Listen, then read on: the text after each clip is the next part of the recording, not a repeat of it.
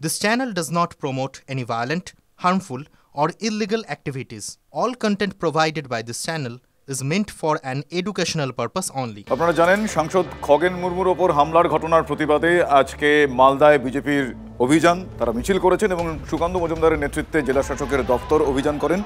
সেই সময় সুকান্ত মজুমদার কি বলেছেন একবার আপনাদের শোনাবো।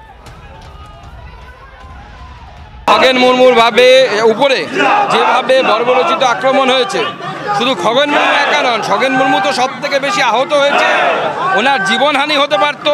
তার সাথে শঙ্কর ঘোষ, বাপি গোস্বামী থেকে শুরু করে দীপক বর্মন, ভারতীয় জনতা পার্টির প্রত্যেকটি নেতাকে সেই দিন যেভাবে তৃণমূল কংগ্রেসের হারমাত বাহিনী জিহাদিরা যারা বাংলাদেশ থেকে আসে তারা যেভাবে আক্রমণ করেছে, গণতন্ত্র এটা মেনে নেওয়া যায় না।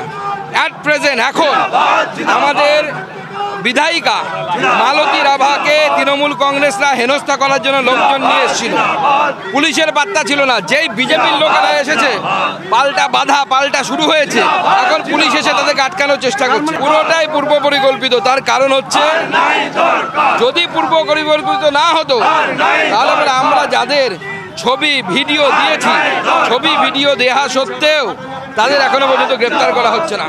খগেন শঙ্করের উপর হামলার উদাহরণ টেনে এবার ছাতনার বিজেপি বিধায়ককে হুঁশিয়ারি দিয়ে বিতর্কে বাঁকুড়ায় তৃণমূলের ইন্দুপুর ব্লক সভাপতি রেজাউল খাঁ। বিজেপিকে ঠেকাতে ডান্ডাতে তেল লাগানো আছে বলে হুঁশিয়ারি দিয়েছেন। পাল্টা তো বিজেপিরও বিধায়ক বা দলের কর্মীদের উপর হামলা হলে বিজেপিও ছেড়ে কথা বলবে না বলে পাল্টা হুঁশিয়ারি পদ্মশ্রী। মানুষের পাশে যদি না দাঁড়ান তাহলে উত্তরবঙ্গ যা ঘটেছে ইনপুরেও তা ঘটবে।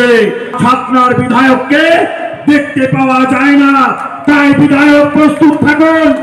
আপনাকে মানুষ ছাটাপিটো করে তাড়াবেন, আর এখানে এসে ঝগড়া লাগাবার ব্যবস্থা করলে ডান্ডাতে ভালো করে তেল লাগানো আছে। আমি বিজেপির বিধায়ককে জানিয়ে রাখি, এখানে দাঙ্গা লাগাতে আসবেন না। আজকে সাধারণ মানুষ কোনো পথ চলতি ঘটনা যদি ঘটে যায় বা কোনো মেডিকেল সার্টিফিকেটের প্রয়োজন হয় তো ছাত্রার মানুষ পায় না, ইনপুর ব্লকের মানুষ পায় না, ছাত্রা বিধানসভার মানুষ পায় না, তো জনরস্ত একটা হবেই, পাবেই। সেটা সেলফি তোলার জন্য মানুষ আর পছন্দ করে যে সেলফি তোলার নেতা চাই, মানুষ চাই কাজের নেতা। হুমকি দিচ্ছে, বিজেপিকে সাম্প্রদায়িক বলছে। এতগুলো রাজ্যে বিজেপি আছে, কটা দাঙ্গা হচ্ছে, সাম্প্রদায়িকতা তুলছে তৃণমূল। আর এখানে বলে রাখছি, যদি বিজেপির কোনো কর্মীর কোনো সমস্যা হয়, এমএলএ এর গায়ে যদি কোনো রকম কোনো সমস্যা দাঁড় করায়, বিজেপিও ছেড়ে কথা বলবে না। আপনারা দেখলেন যেভাবে হুমকি তাদের তরফ থেকে এসেছে। অন্যদিকে তুফানগঞ্জে সেখানে একেবারে সরাসরি বিজেপির কার্যালয়, সেখানে হামলা চালানো হয়। এক্ষেত্রেও অভিযোগের আঙুল তৃণমূল কংগ্রেস কর্মীদের ওপর। আপনারা দেখাবো সেই ছবি আপনাদের। তুফানগঞ্জে একাধিক বিজেপি কার্যালয়ে হামলা চলে, সেখানে ইট ছোড়া হয়, পুলিশের সামনেই হামলা হয় বলে বিজেপির তরফ থেকে অভিযোগ করা হয়েছে। পাল্টা দলীয় কার্যালয়ের সামনে বিজেপি কর্মীদের জমায়েত, দুপক্ষের সংঘাতে পরিস্থিতি একেবারে অগ্নিগর্ভ হয়ে ওঠে। তুফানগঞ্জ থানায় স্মারকলিপি জমার কর্মসূচি আটকাতেই হামলা বলে বিজেপি অভিযোগ করেছে।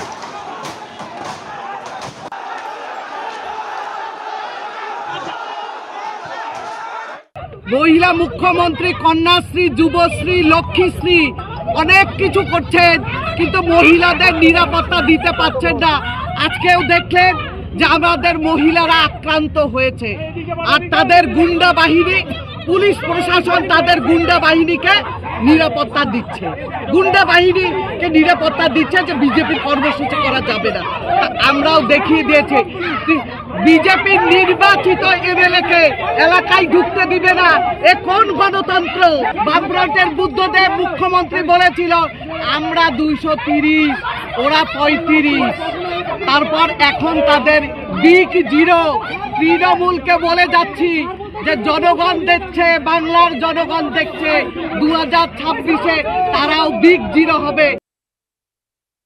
এখানে এসে রাজ্য সরকারের গালাগালি, মমতা ব্যানার্জিকে গালাগালি করে পুলিশ যখন এই কাজে বিভিন্ন আইন শৃঙ্খলার কাজে ব্যস্ত আছে, সেই সময় থানা ঘেরাও করে পুলিশকে ব্যতিব্যস্ত করে তোলা এবং রোড ব্লকেট করে যানবাহন বন্ধ করা, সাধারণ নাগরিকদের এই যে হেরাস্তা করছে, এইটা সাধারণ নাগরিকরা মেনে নিতে পারছে না।